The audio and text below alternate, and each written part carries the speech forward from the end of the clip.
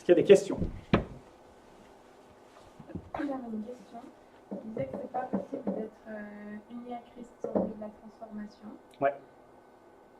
Mais c'est possible de rester toute sa vie un bébé spirituel, par exemple. En fait, c'est une anomalie, mais enfin, ça dépend. Enfin, vraiment, je pense qu'en tant que chrétien, on doit s'attendre. Je dis ça parce que c'est une anomalie. Un bébé qui reste bébé toute sa vie, il y a un problème. Donc, à un moment donné, on va se poser la question, est-ce que c'est un bébé ou est-ce que c'est un non-chrétien qui joue au bébé?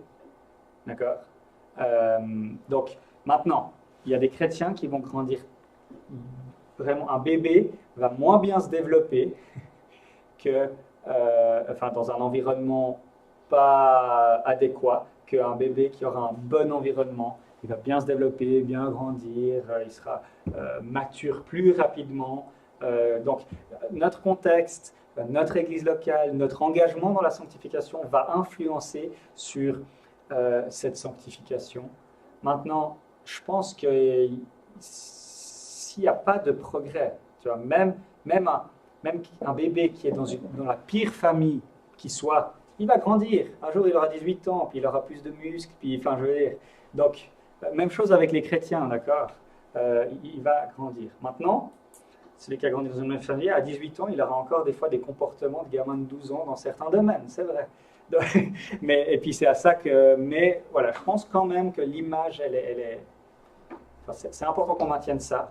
Aussi pour dire, mais aussi, il y a des gens, des chrétiens qui ne changent pas depuis des années, qui ne font que dire oui, oui, oui, mais qui ça change rien concrètement. On peut vraiment douter de leur union, qu'ils ne sont peut-être pas unis à Christ, et du coup, il faut qu'on leur annonce l'évangile pour qu'ils se convertissent. Ça répond? D'autres questions, réflexions, remarques? Ouais, je vois bien ce que tu dis quand c'est fini de pas s'aimer soi-même, etc. Puis en attendant, comme tu disais, on n'est aussi pas appelé à se dévaloriser, puis dire qu'on est nul, pas aimable. Enfin, ouais. Pas aimable, oui, mais des fois cette tension-là n'est pas évidente, je trouve. Enfin, parce que les chrétiens qui sont justement tellement avoir peur d'estime de soi, au final, ils n'ont pas très envie non plus. Je comprends bien que c'est pas une confiance en soi chrétien ou quoi, mais c'est le même terme en fait, c'est s'aimer. Enfin, ouais, c'est ça. En fait, on doit pas s'aimer. Je pense, ouais, c'est ça. Je pense vraiment que c'est pas le même. Aussi, quand même. En fait, je pense que vraiment, il faut qu'on prenne les termes bibliques. Et il n'y a pas un endroit dans la Bible qui parle d'estime de soi, de se respecter soi-même, ou même de s'aimer soi-même. Quand la Bible parle de tu aimeras ton prochain comme toi-même, le point du message, c'est d'aimer ton prochain, c'est pas de t'aimer toi-même. Et nulle part, tu trouves dans la Bible, alors je peux vous envoyer un article de Deborah Prisk, qui est une amie avec qui j'ai étudié à Vaux-sur-Seine, elle a fait un article génial justement pour montrer que si la Bible se préoccupait de nous dire qu'on devait nous aimer nous-mêmes, il y aurait des versets clairs. Ce que la Bible, elle nous dit, et puis c'est là où c'est vraiment pas pareil, c'est qu'on doit recevoir l'amour de Dieu. Puis ça, c'est totalement OK. On doit le faire. On doit apprendre à comprendre avec les saints la largeur, la hauteur, la profondeur de l'amour de Christ, de Dieu manifesté en Christ pour nous. Mais c'est pas pareil que de... Et puis tu vois, l'emphase est totalement différente. C'est que quand je fais ça, mes regards sont fixés sur Christ. Quand je cherche à m'aimer moi-même, mes regards sont fixés sur moi. Puis je me dis, purée, j'ai quand même des bonnes compétences. Je suis assez doué pour faire ça, donc je m'aime. C'est ça que le monde il dit. La confiance en soi, c'est trouver des qualités que tu as et puis te sentir bien à cause de ces qualités que tu as. Le chrétien ne doit jamais faire ça. Il va voir les qualités qu'il a, puis il va dire quoi? Merci Seigneur pour ces signes de grâce, et puis permets-moi de les utiliser pour ta gloire. Il n'y a pas un moment où il se sent bien parce qu'il a ses dons. Et ça, c'est dû au péché. La différence, c'est qu'il va conduire à Dieu. En fait, oui, mais la différence, c'est comment je peux aimer Dieu et aimer les autres. Ça, c'est le but de sa vie, à la lumière de l'amour de Christ. Puis il se trouve que pour aimer Dieu et aimer les autres, Dieu t'a donné certains dons. Et puis parce que tu veux l'honorer, parce que tu veux l'aimer, tu vas utiliser les dons qu'il t'a donnés afin de pouvoir mieux l'aimer et mieux aimer les autres. Mais la dynamique, elle est totalement centrée sur Dieu et les autres, elle n'est pas du tout centrée sur toi. Et quand même, il faut qu'on fasse vraiment, on ne se rend pas compte à quel point on est psychologisé et puis on est hyper influencé par cette psychologie anthropocentrique dans l'Église. Et vraiment, hein, c'est pour ça que je mets l'accent justement dans cette série en disant, commençons par voir qu'on est détestable. Et puis en fait, et puis c'est pour ça que j'ai aussi montré l'autre truc, c'est que le problème, c'est qu'après les gens ils croient qu'ils demeurent en Christ à cause de leurs bonnes actions, puis à cause qu'ils ont des dons, puis qu'ils sont des bonnes personnes, puis que je suis responsable dans l'Église, et puis du coup quand ça tombe, ben, ils se disent je suis en Adam, et puis enfin donc non, si tu es clair que tu es détestable en toi-même, tu te dis jamais tu es là, je ne devrais pas être là, donc il n'y a aucune raison que je sois chassé. Donc tu vois, en fait, ça crée de voir cette désestime de nous-mêmes. Hein, on est appelé, je pense, à pas avoir une bonne estime de nous-mêmes et une bonne estime de Christ. Ça va créer cette assurance, cette paix que les gens recherchent dans l'estime de soi. Et en fait, ils ne l'auront pas dans l'estime de soi. Le seul moyen qu'ils pourront avoir cette paix, cette assurance, cette confiance qu'ils recherchent en regardant en eux-mêmes, c'est que s'ils regardent à Christ et qu'ils apprennent à aimer Dieu et aimer les autres. Donc, on peut, je pense, peut-être mon discours est trop trash parce que je pense qu'il a besoin d'être entendu, puis j'entends de plus en plus de réactions, donc je vais continuer à le dire, c'est assez fou. Hein. Mais je pense qu'il faut qu'on arrive à montrer, puis je vais encore réfléchir à ça, justement, ce que les gens recherchent en disant on doit s'estimer, on doit s'aimer nous-mêmes, etc. En fait, ils ne l'ont pas quand ils font ça. Et puis le seul moyen, c'est de faire ce que Dieu nous a dit, d'aimer Dieu et d'aimer les autres à la lumière de son amour pour nous. Il n'y a que ça qui produit ce que tu cherches vraiment. Je ne sais pas si ça répond. Moi, je suis assez d'accord avec ton discours, je vois bien. Mais maintenant, comment tu mets ça en équilibre avec le fait que l'expérience, ce soit quand même le point dominant de la création, que dans Psaume, c'est marqué qu'on est des créatures merveilleuses. Enfin, j'ai de la peine à réussir à mettre ça en équilibre parce que, ouais. Je pense qu'il n'y a vraiment pas de problème. Adam et Ève, c'est avant la chute, ils sont merveilleux, c'est le point culminant de la création. On est une créature merveilleuse. Je crois que quand le psaume parle de ça, il faut vérifier, mais il parle de notre corps. Et notre corps est merveilleusement bien fait. Il n'est pas en train de dire de se prononcer moralement, pas du tout. Tu n'es pas merveilleux moralement, mais c'est sûr qu'au niveau de ta création. Et puis, l'image de Dieu, on est toujours en l'image de Dieu, on est créé en l'image de Dieu, et puis tout était parfait. Mais même dans la perfection parfaite du jardin, bon là je m'aventure, hein, mais le fondement de l'amour de Dieu ne reposait pas dans le fait que Adam et Ève, ils étaient parfaits. Il reposait dans le fait que Dieu était amour. D'accord? Et puis en fait leur perfection, c'était Dieu qui la donnait. Enfin, je veux dire, donc il ne faut pas qu'on croie qu'avant ils étaient aimés à cause de leurs œuvres. Non, ils étaient aimés parce que Dieu était amour. Et puis qu'ils étaient dans cette relation parfaite et harmonieuse avec Dieu. Donc, il n'y a pas de problème avec ça. Mais Adam et Ève étaient parfaits. Et puis, et nous, on est totalement corrompus. Mais on est toujours en l'image de Dieu. Et on reste le point culminant de la création. Dieu, la vie humaine est sacrée. Et comment tu vois la valeur de l'homme? L'importance de l'homme aux yeux de Dieu? C'est à la croix. C'est pas en regardant en l'homme. Mais je n'aurais pas l'impression que ce serait centré sur l'évangile et de détester. Enfin, que ce serait. Ouais, alors je pense pas. Est-ce que j'ai dit qu'on devait se détester? Non, mais comme on ne doit pas forcément s'aimer, enfin, si tu pousses le truc. Mais il a dit aussi qu'on ne doit pas s'apitoyer sur soi, déprimer sur soi. Je pense pas qu'on doit se détester. Par contre, on doit avoir une vision biblique de nous. Parce que si tu vas avoir une bonne estime de toi, ce que tu vas biblique, c'est, ok, je suis détestable en Adam. J'étais détestable, et puis en moi-même, mon péché est détestable. Mais en Christ, je suis aimé, pardonné, accepté. Donc, il n'y a que ça. Enfin, tu ne vas pas te détester, en fait. Tu vas adorer Jésus. En fait, l'idée, c'est que toi, d'un côté... En fait, on s'oublie. En fait, tu t'oublies, ouais. Et puis, maintenant, tu as été créé... On va voir ça après, mais en fait, puisque tu n'as été créé... Tu as été créé pour recevoir l'amour de Dieu et aimer Dieu, aimer les autres. Et le péché fait que tu veux t'aimer toi. Mais en fait, ça bloque tout. là je m'aventure encore, mais l'idée c'est que dans la Trinité, l'amour est quelque chose qui circule. Le Père aime le Fils par l'Esprit de toute éternité, le Fils aime le Père par l'Esprit de toute éternité, et les personnes de la Trinité ne font que recevoir et donner l'amour. Il n'y en a pas une qui tout d'un coup, et puis dès que tu en as, c'est impossible, mais s'il y en avait une, tout d'un coup il dit ah non, moi je veux m'aimer moi, c'est comme si ça bloquait tout. Et l'être humain, quand il a été créé pour être aimé de Dieu, aimer les autres, pour être dans cette communion parfaite de la Trinité, dès qu'il se met là, c'est comme si ça bloquait tout. Il n'arrive plus à recevoir l'amour de Dieu. Pourquoi? Parce qu'il ne cherche plus à aimer Dieu, aimer les autres. Parce que c'est quand tu es orienté, que tu essayes d'aimer Dieu et d'aimer les autres, que tu es là. Ah, mais en fait, je ne suis pas aimant. Je n'ai pas d'amour en moi. D'accord? Je n'aime pas comme je devrais. Et du coup, ça te ramène à dire, mais Dieu, montre-moi à quel point tu m'aimes et comment, à la lumière de ton amour, je peux aimer Dieu et aimer les autres. Je pense que c'est ça la dynamique qui est voulue. Et du coup, dans toute cette dynamique qui est belle, il n'y a aucun moment, le seul moment, enfin, chaque fois que tu t'aimes toi, ça bloque tout, ça te prive de l'amour de Dieu, puis ça te prive d'aimer, et puis d'aimer Dieu et d'aimer les autres. Tu te coupes de ça. Et puis le seul moyen dont tu vas pouvoir expérimenter le vrai amour, c'est quand tu reçois cet amour, et puis que tu aimes Dieu et que tu aimes les autres. Je ne sais pas si vous voyez un petit peu la dynamique, en quoi ça n'a rien à voir avec ce truc d'être... Puisque la Bible ne nous dit jamais qu'on a besoin de nous aimer nous-mêmes pour pouvoir aimer les autres, arrêtons de chercher à faire ça. Elle part du principe qu'on s'aime trop. Elle part du principe certainement que c'est un péché, mais même, je ne comprends pas comment quelqu'un peut lire ces passages et puis arriver à la conclusion qu'on doit s'aimer nous-mêmes. C'est quand même incroyable de réussir à faire ça. Le but du verset, il dit, tu aimeras ton prochain comme toi-même. Le point, c'est le prochain, c'est pas toi-même.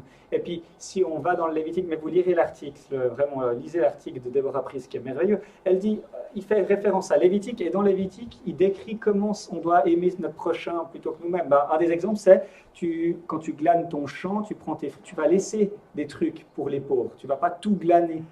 Ça, c'est aimer ton prochain comme toi-même, parce que toi, si tu étais pauvre, tu serais bien content quand tu arrives dans le champ, il y ait encore des restes que tu puisses prendre. Donc, voyez, le point n'est pas sur t'aimer toi-même, c'est qu'il présuppose que tu t'aimes toi-même à cause du péché. Et puis, c'est vraiment des trucs très concrets de prendre soin de l'autre, comme tu prends soin de toi, tu ne te laisses pas mourir de faim, donc laisse pas mourir de faim ton prochain. Mais bref, et puis de nouveau, là, c'est un bon exemple de comment le péché nous pervertit, et puis on arrive à prendre des vérités bibliques, puis aller centrer sur nous.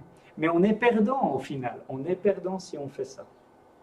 Et puis c'est ça aussi, il faut qu'on garde en tête, je ne l'ai peut-être pas assez dit, on est perdant. Au final, on ne sera pas plus sûr, on ne sera pas plus humble, on ne sera pas plus efficace pour le royaume de Dieu, on sera encore plus, on aura encore plus une mauvaise estime d'eux-mêmes, de soi finalement, parce qu'elle dépendra des circonstances, puis elle dépendra de choses sur lesquelles on n'a aucun impact. Notre estime de nous, elle dépend de Christ. Et puis elle nous montre notre misère et à quel point Christ est merveilleux. Je fais un petit coup de pub pour le livre. J'ai vu que Tim Keller a écrit un tout petit livre, La liberté dans l'oubli de soi. C'est un tout petit livre, enfin je ne l'ai pas lu, mais qui parle des sujets qui avaient l'air intéressants. Et on revient en fait, une vie centrée sur l'évangile, c'est qu'on suit le crucifié, et le crucifié, notre Messie, est celui qui... Enfin, Dieu ne nous demande rien qu'on ne doit pas faire nous. Il s'est sacrifié pour nous, et à notre tour, on est appelé à renoncer à nous pour le bien des autres. Mais on a été, même dans le jardin d'Éden, c'était comme ça. Ok, une autre question, réflexion, remarque, réaction. C'est ok si vous n'êtes pas d'accord en fait. Vous avez le droit de dire non, on doit s'aimer nous-mêmes. J'affirme les choses. On ne sera pas d'accord, mais c'est ok. Donc voilà, si vous voulez réagir, n'hésitez pas. Moi, je trouve intéressant par rapport à la fois dernière, justement, où c'était peut-être un petit peu sec, on ne doit pas s'aimer soi-même. Comme tu as expliqué aujourd'hui par rapport à ce mouvement d'amour. Quoi. Ouais. La fois dernière, je me disais... Ouais. Mais c'est vrai, on est très influencé quand même par la psychologie du monde. Ouais. Et puis maintenant, c'est la grande recherche du bien-être. Et puis il faut que... Puis, enfin voilà, il faut prendre du temps pour soi. Il faut s'écouter, etc. Ouais. Et puis en fait, c'est vrai, là que tu parles aujourd'hui avec ce mouvement d'amour qui est donné puis qui est redonné, alors là, je trouve que c'est... Ouais, ça me semble plus travaillé, puis où je peux mieux rentrer dedans et puis me dire, ouais, c'est vrai, là je peux être d'accord. Ouais, excellent. C'est pas que j'étais pas d'accord. Mais je suis d'accord, ça manquait d'argumentation. Puis Ouais. c'est un peu le début, hein. Moi Voilà. ça fait un mois là que je découvre ça, mais Mais ça, mis à part ça, on voit je trouve qu'on voit la progression justement par rapport à la fois dernière où c'était trop sec. Et puis là, ça, on peut, je veux dire là, ça ouvre. Et puis c'est intéressant, certainement vrai et intéressant. Quoi. Ouais. Et je pense justement une des clés, c'est la Trinité, où les personnes de la Trinité sont centrées sur les autres personnes de la Trinité. L'amour a quelque chose qui bouge, enfin voilà. Et puis aussi qu'on a été créé comme ça. Et je pense qu'il faut aussi développer une apologétique en montrant, mais ce que les gens recherchent en parlant d'estime de soi, ils ne l'ont pas. Ouais. Tu ne peux que l'avoir. Enfin, je veux dire, si Dieu nous a créés pour qu'on aime Dieu et qu'on aime les autres, on ne pourra être heureux qu'en faisant ça, et pas autrement. Donc, enfin, c'est aussi montrer la pertinence. Mais ouais, effectivement. Mais enfin, j'étais complètement incompréhensible du coup par ce que je dis. Mais il y a pas aime ton prochain comme toi-même. Moi, j'ai toujours toujours entendu mal interpréter moi, mais il y a quand même, si on est un peu pragmatique, aussi pour les non-chrétiens, il y a quand même une réalité qui est que une personne qui arrive le mieux à s'occuper des autres et à être disponible pour les autres, c'est très souvent ceux qui sont bien avec eux-mêmes. Parce que je dis la vision non chrétienne, et je trouve que d'un point de vue non chrétien, c'est cohérent quand même, enfin, de ce que j'observe. Ouais. Sinon, ils passent leur temps à critiquer les autres, à faire du mal et tout. Et je me dis quand même, aussi en tant que chrétien, j'ai l'impression que plus on est satisfait en Dieu, plus on est. Alors, c'est pas s'aimer soi-même, mais qu'il y a quand même un peu cette logique de. T'arrives à plus donner quand t'es tranquille avec toi-même. Enfin, donc, avec toi-même, ce que je s'entends, c'est dans ta relation personnelle avec Dieu.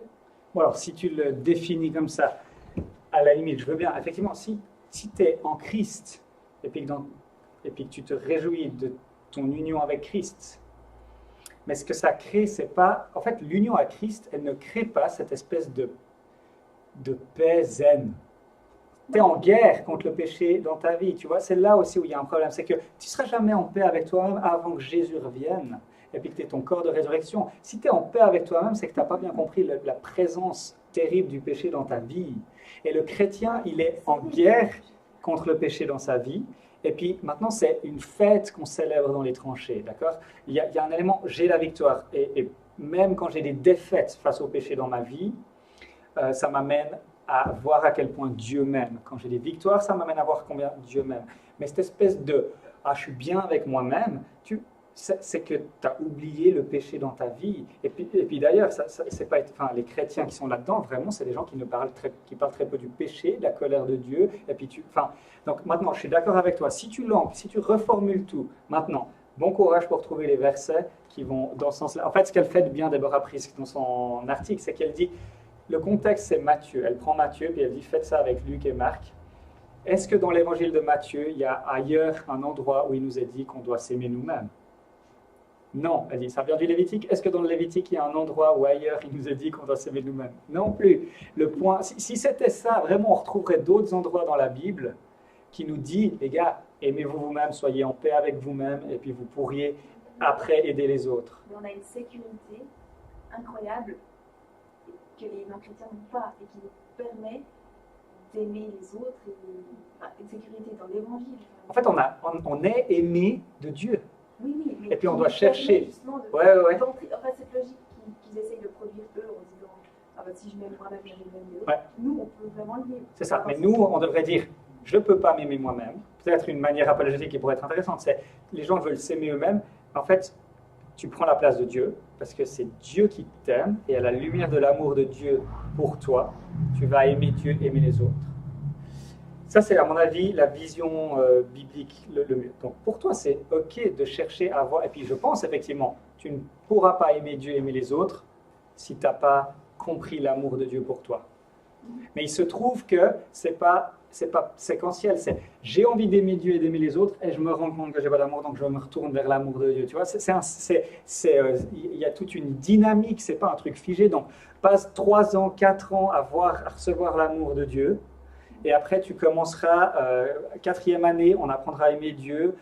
puis 5e année, on apprendra à aimer les autres. C'est pas ça. Non, maintenant, tu es appelé à aimer Dieu, aimer les autres. Et alors que tu vas faire ça, tu vas être rempli de l'amour de Dieu. Et puis chaque jour, les grâces de Dieu se renouvellent, chaque matin, pour qu'on puisse, à la lumière de sa grâce, de son amour, renouveler toujours, et de notre compréhension renouvelée de la mort et de la résurrection, aimer Dieu et aimer les autres.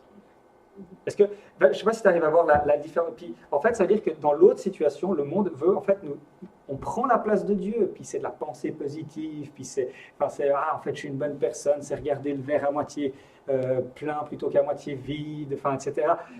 Jamais la Bible dit, hé, t'es mauvais, t'es détestable, t'es horrible, et Dieu t'aime. Pas parce que tu le mérites, mais parce que Christ l'a mérité à ta place. Il n'y a rien de mieux que ça pour avoir une assurance et une humilité et une capacité d'aimer Dieu et d'aimer les autres. Est-ce que justement, en fait, le fait d'être en paix avec soi-même, comme on entend dans le chrétien et tout ça, en fait, nous, on pourrait le traduire avec le fait que quand tu es conscient que tu es en paix avec Dieu, et ben en fait, tu peux être en paix avec toi-même, entre guillemets, parce que, je sais pas comment dire, mais il y a tout un aspect où tu n'as plus à te battre pour des choses qui sont complètement inutiles quand tu deviens chrétien et où en fait tu dis, ok, en fait je suis en paix avec Dieu, j'ai plus besoin de me chercher plein de justifications à plein de choses que tu fais quand tu n'es pas chrétien. Ouais. Et en fait tu peux aussi te concentrer sur aimer Dieu et aimer les autres. Ouais. C'est ça, le fait d'être en paix avec soi-même quand on est chrétien, c'est d'être conscient que tu es en paix avec Dieu et que tu peux en fait te décentrer de toi-même et de cette lutte, parce qu'en fait les non-chrétiens ils ont quand même une lutte d'essayer de s'aimer et c'est normal, enfin ça n'a pas été fait pour ça. C'est un mauvais combat, mais c'est un combat qui est quand même constant pour eux, et quand tu deviens chrétien tu stoppes ce combat parce qu'en fait c'est le mauvais combat et Ouais. Maintenant, de nouveau, pour pouvoir parler d'être en paix avec nous-mêmes, je pense que tu as bien dit, la catégorie c'est en fait, pourquoi le chrétien il va pas bien, c'est parce qu'il est en guerre avec Dieu. Et puis la solution c'est d'être en paix avec Dieu, d'être réconcilié. Et puis ça c'est par l'évangile. Et c'est cette paix avec Dieu qui nous permet d'aimer Dieu et d'aimer les autres. Mais de nouveau, pour fonder être en paix avec soi-même, alors peut-être si tu arrives à monter un dossier biblique qui montre que c'est un des objectifs de la vie chrétienne d'être en paix avec soi-même, ok, je veux bien, mais je n'ai pas l'impression que les données bibliques elles pointent là-dessus. Si tu es en paix avec Dieu, c'est que dans la paix avec Dieu que tu vas pouvoir exister comme tu es censé exister, et il se trouve que ton existence n'a pas été prévue pour que tu t'aimes toi-même, mais ton existence a été prévue pour que tu aimes Dieu et que tu aimes les autres. Enfin, tu vois, cette paix avec Dieu, alors si tu définis être en paix avec moi-même comme aimer Dieu, aimer les autres, ok. Mais de nouveau, ce truc d'être en paix avec moi-même, il y a quand même un élément très centré sur moi que tu ne retrouves pas tellement dans la Bible. Comme ça, dans l'union avec Christ, dans le sens où tu es justifié.